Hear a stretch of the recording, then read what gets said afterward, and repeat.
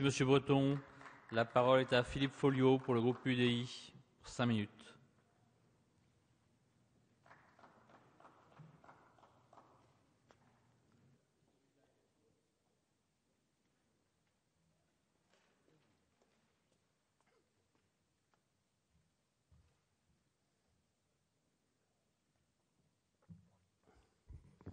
Monsieur le Président, Monsieur le Ministre, mes chers collègues, c'est parce que les questions de mobilité sont au cœur des préoccupations quotidiennes de nos concitoyens que le groupe UDI a souhaité mettre à l'ordre du jour de cette séance donc ce débat sur l'avenir des infrastructures de transport. Je crois que c'est avec finalement une certaine humilité que nous devons voir toutes ces questions relatives aux infrastructures de transport et aux différents moyens utilisés par nos concitoyens en matière de mobilité. Parce que ce qui est vérité un jour ne l'est pas le lendemain, et vice-versa. Il y a quelques décennies, le train régional était considéré comme un ringard. Se promener en vélo était quelque chose de totalement usué, dépassé. Les avions turbopropulseurs étaient considérés comme finalement des vestiges du passé. Et puis finalement, on s'aperçoit qu'aujourd'hui, avec les déplacements doux, le vélo a droit de cité en ville, que les trains express régionaux sont quelque chose de très important pour assurer la mobilité dans nos régions.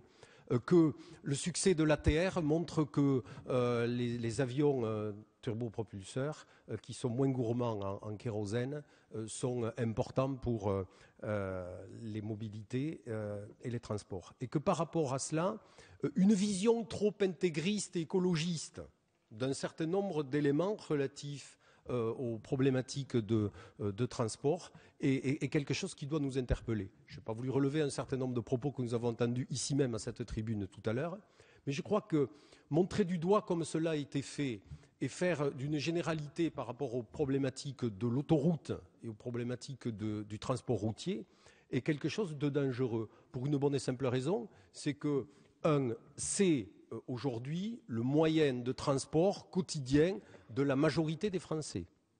2, dans bien des territoires de notre pays, il n'y a pas d'autre alternative à la route en matière de déplacement, parce qu'il n'y a pas d'infrastructure collective de transport. Et c'est notamment vrai pour tout le secteur rural en général et les secteurs de montagne en particulier.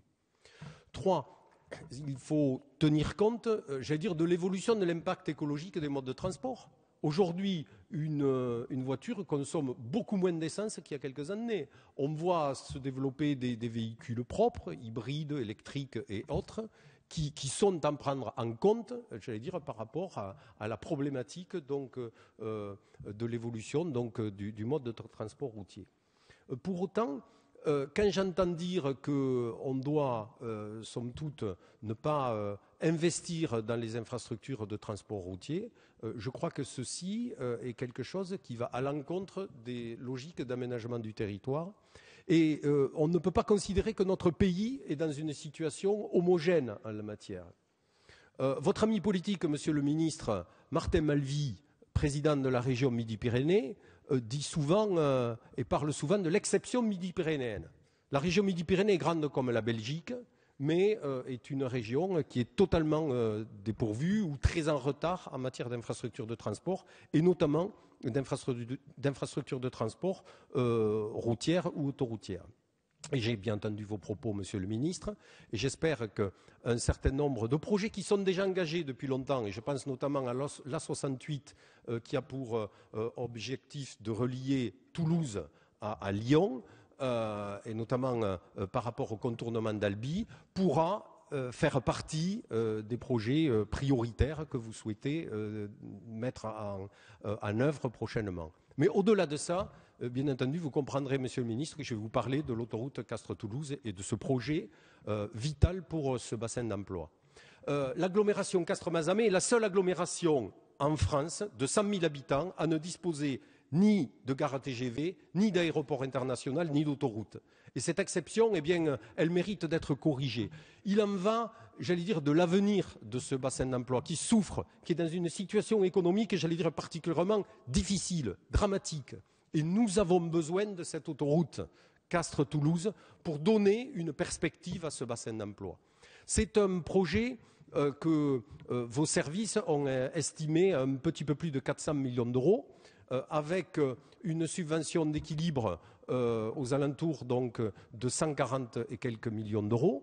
Donc ce qui va être demandé à l'État, 50% de cette subvention d'équilibre, c'est 70 millions d'euros. Tout à l'heure, vous avez dit qu'il y avait 88 milliards d'euros à la charge de l'État. Cela représente 0,01% du total des besoins de financement de l'État. Et donc pour ce bassin d'emploi, pour lequel c'est quelque chose de vital, quelque chose de fondamental, je veux dire de pouvoir être relié aux grands axes européens de communication, eh bien Monsieur le Ministre, au-delà des décisions et des propositions, des propositions qui seront celles de la commission de réévaluation donc, du schéma national des infrastructures de transport, la décision qui sera à prendre, in fine, sera une décision politique du gouvernement, de vous-même, et que dans ce cadre-là, Monsieur le Ministre, nous ne doutons pas, ou tout au moins nous espérons très fortement, que vous saurez entendre le cri, j'allais dire, de l'ensemble des acteurs de ce bassin d'emploi,